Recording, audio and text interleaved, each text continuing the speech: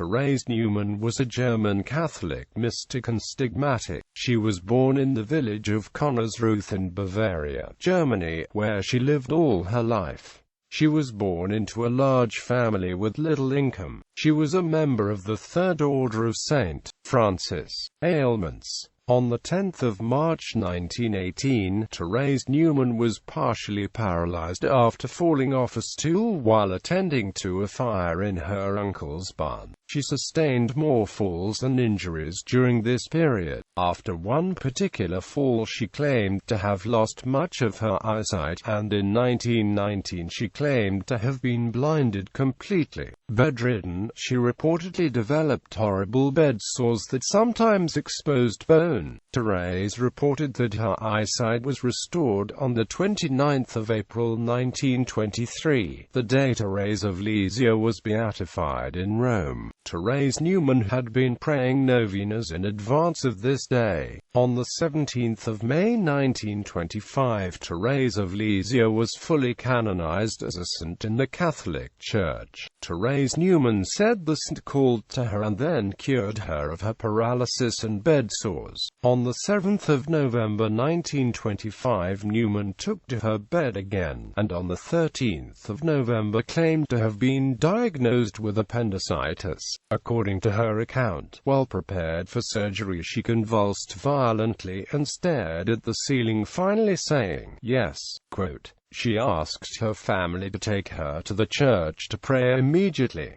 She then announced that she had been cured of all traces of appendicitis. Physicians and skeptics have disputed Neumann's claims of miraculous cures. According to skeptical investigator Joe Nickel, on one occasion Neumann claimed to have healed herself from blindness, but whilst blind, she was examined and her pupils responded normally to light. Nickel suspected that Neumann's claims were performed by hysterical hypochondria or outright fakery. Stigmata. Therese would later apparently develop the stigmata. She said that on the 5th of March 1926, the first Friday of Lent, a wound had appeared slightly above her heart, but that she had kept this secret. However, she did report a vision of Jesus at Mount Olivet with 3 apostles.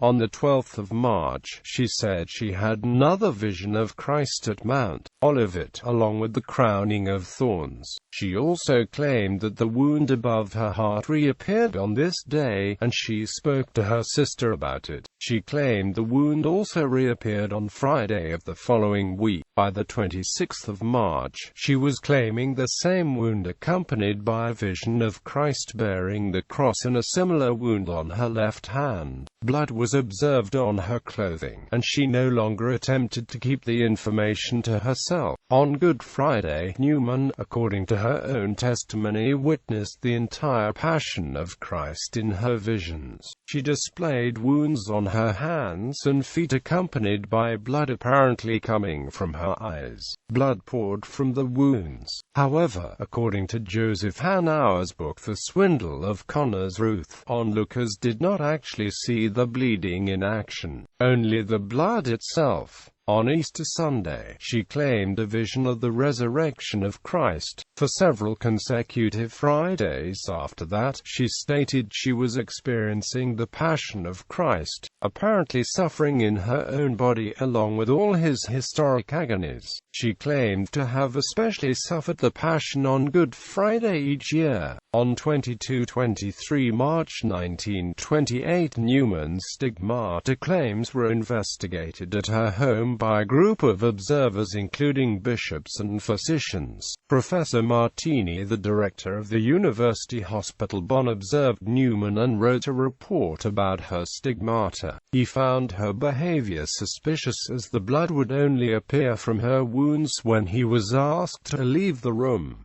According to Martini, the fact that 2 or 3 times the observers were made to go out just at the moment when a fresh effusion of blood evidently came to cover the wounds arouses the suspicion, on the contrary, that during this time something happened which needed to be hidden from observation. It was for the same reason that I disliked her frequent manipulations behind the raised coverings. A psychoanalytic study of Neumann has suggested that her stigmata resulted from post-traumatic stress symptoms expressed in unconscious self-mutilation through abnormal autosuggestibility. Aneja. From 1923 until her death in 1962, Therese Neumann professed to have consumed no food other than the Holy Eucharist, nor to have drunk any water from 1926 until her death. Montague Summers, in his book The Physical Phenomena of Mysticism, speaks of her supposedly supernatural ability to survive for long periods without food or water.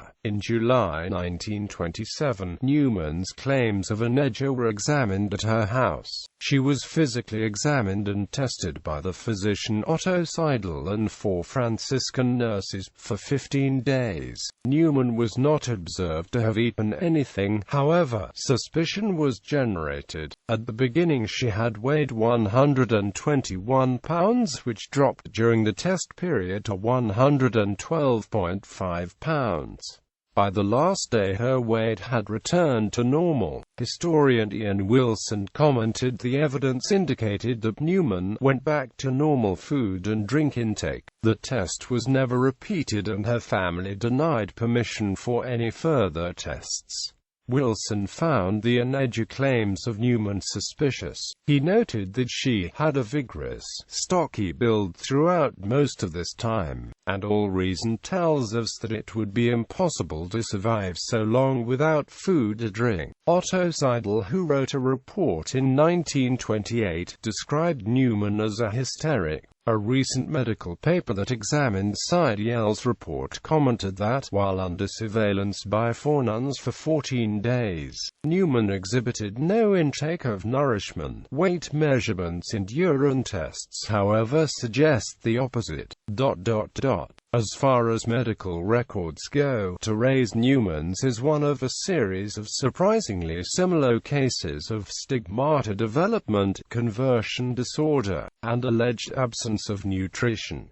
In nosological terms, these would be classified today as dissociative disorders. Miscellaneous. It was claimed that during some of her Friday trances, she would utter phrases identified by witnesses as ancient Aramaic. She was also said to have been able to understand Hebrew, Greek, and Latin. During the Third Reich, Therese Neumann was the target of ridicule and defamation, as the Nazis knew about her dissenting views and feared her growing popularity. She was observed by the Gestapo. She was never physically harmed, though her family home, parish church and priest's house all received direct attacks. She encouraged Fritz Gerlich to continue his opposition to Hitler and his National Socialist Party. Gerlich was subsequently killed for his opposition. Paramahansa Yogananda visited her and wrote about her case in his book Autobiography of a Yogi, published in 1946.